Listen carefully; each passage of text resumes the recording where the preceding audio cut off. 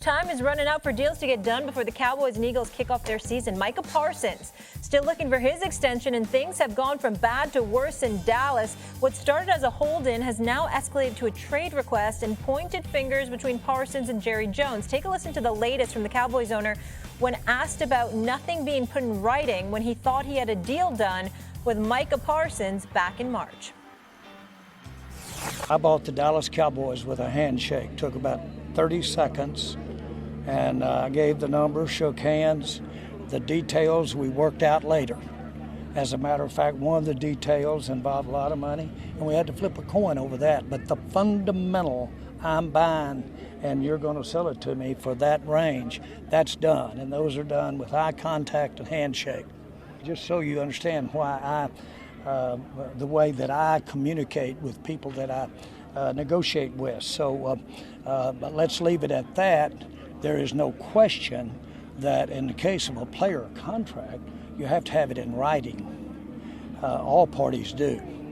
We have a contract in writing, yet we're still talking about renegotiating it. So much for that. Oh, the good old days, just a handshake. Mina Kimes joining the party. Great to have you with us, Mina. Hope your summer's going well. I'll come to you in just a second. But Stephen A., I'll start with you. What's your reaction to your buddy Jerry's comments there? Shameful and disappointing. Those are the words that come to my mind because he knows better. You know, I got a lot of love for Jerry Jones, and I've had the pleasure of being in his presence on several occasions. And I remember one of the last private conversations that we've had. I asked him a question when I was interviewing him for my YouTube show. I said, you know, successful as a businessman, that is undeniable. What does it for you? He said, I surround myself with young people, and I stay young in mind and heart, because I think about them and I pay attention to what resonates with them. That's what he said to me, okay? And I'm like, but here you are talking about stuff you was doing 30, 40, 50 years ago. What are you doing? That's not the way it works right now in professional football. You had a conversation with Micah Parsons. I'm quite sure Micah Parsons said, I want to be a Dallas Cowboy. I want to remain a Dallas Cowboy. I'm quite sure he said, Mina, Damien, that you know what? Sure, I may be willing to take a little bit less. I'm quite sure he might have said those things because Micah Parsons said those things publicly. And he said it at a time when he was trying to get signed early, and we get that. But in the end, I'm also certain that you yourself, Jerry Jones, you yourself, Stephen Jones, knows there's no deal that's getting done without the agent talking to you. And so to not be talking to his representation, for you to be a multi-billion-dollar businessman and to talk to a 25, 26-year-old football player and to act as if that's a negotiation, okay, that some handshake accord was reached, that's just egregious. It's insulting to everybody involved, and it reeks of somebody that's literally looking you in the face and telling you, yes, I'm trying to take advantage. Yes, I am. And so what?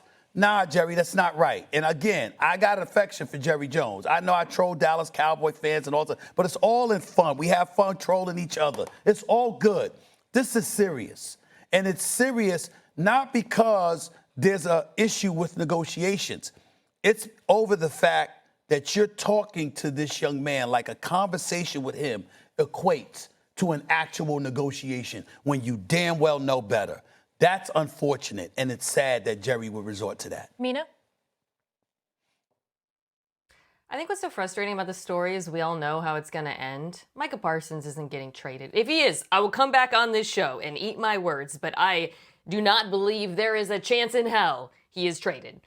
He's going to get paid. When he gets paid, I don't know. Maybe he actually does skip a game. But we know he's going to get paid, and we know he's going to get paid a premium because of Jerry Jones's tactics, procrastination, because we've seen this with Jerry Jones now for several years with his star players. And I think for Cowboys fans, you know, paying him maybe $5, $10, $1 million a year more than you would if they had gotten the deal done early, it's not the worst thing in the world. But all of these little premiums add up with all of these star players. And when you're trying to compete with the likes of the Eagles, who are the best run franchise in the National Football League, a team that gets their deals done early, big part of how they're able to fit all those stars, it puts you at a competitive disadvantage. Jerry Jones is a competitive disadvantage for the Dallas Cowboys. And in a league where those margins end up being the difference between making a wild card or even going further, if I'm a Cowboys fan, I'm pretty frustrated that this keeps happening. So, a couple things. I think both of you guys are right. I think, number one, this is not 1989.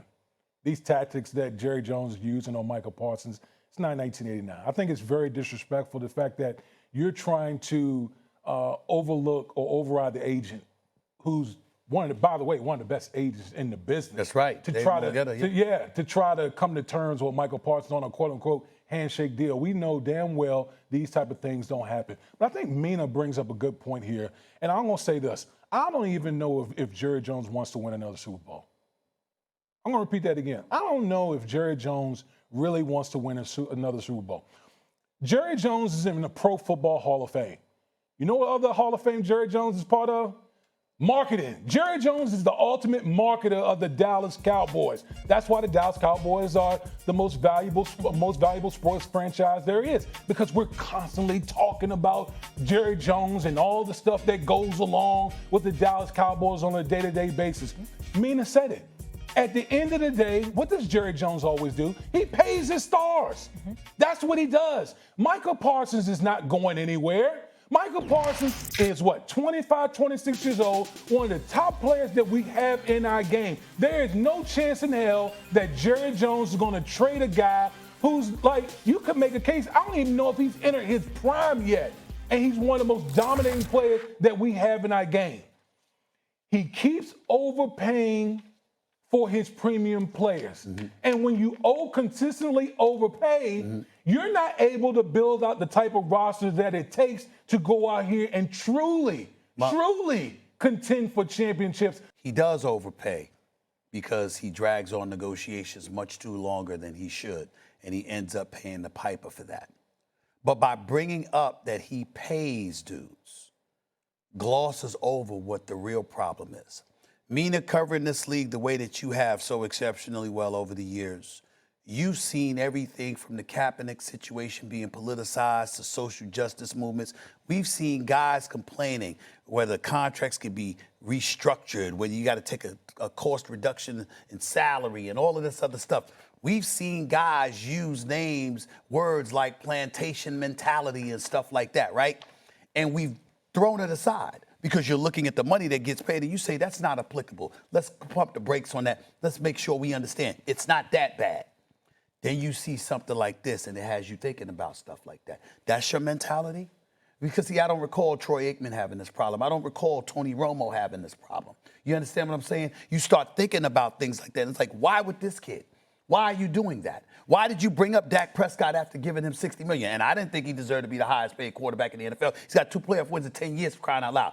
But damn it, you brought it up and then said, we paid him and he wasn't available. He missed games. Just because you're under contract don't mean you're going to be available. Why would you bring stuff like this up? I often harken back to the early 90s. The Dallas Cowboys won a Super Bowl. And then the following season, they got the contract holdout of Emmitt Smith, and Jimmy Johnson's losing his mind as the coach because he doesn't have Emmitt Smith available to him. They start out 0-2, and then Jerry Jones has to reconsider and sign Emmitt Smith because Jimmy Johnson is losing his mind. He's speechless in a press conference. You remember that, Mina? And then what happened? I have never seen anybody more angrier after signing a new contract than Emmitt Smith.